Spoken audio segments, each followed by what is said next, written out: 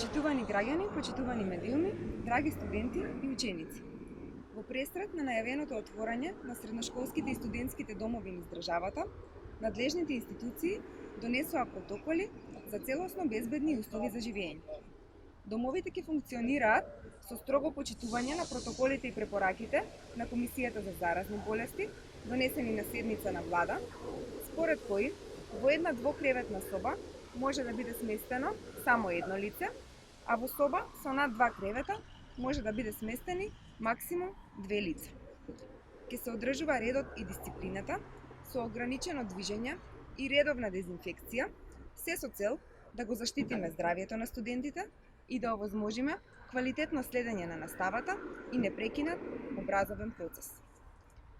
Заради намалениот капацитет во домовите, студентите и средношколците, чии барања биле одобрени, а нема да можат да бидат сместени, ќе имаат можност да одберат месечен надомест за покривање на трошоците за приватно сместување или месечен надомест за покривање на трошоците за превоз од местото на живење до местото на студирање.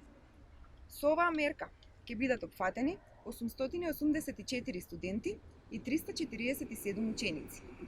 Студентите и учениците ќе се пријавуваат на платформата Digitaliziraј се со внесување на потребните податоци и докази, пошто ќе се исплатат предвидените средства.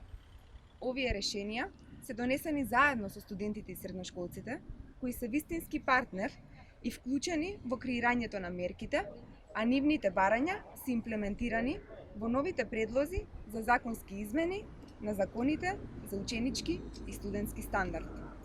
СДСМ останува посветена на заштита на здравјето на сите граѓани и полесно надминување на последиците од корона кризата. Одговорноста е заедничка и ги креираме најдобрите мерки, се со цел да го заштитиме здравјето на граѓаните и да обезбедиме успешна академска година и во време на пандемија. Ви благодарам.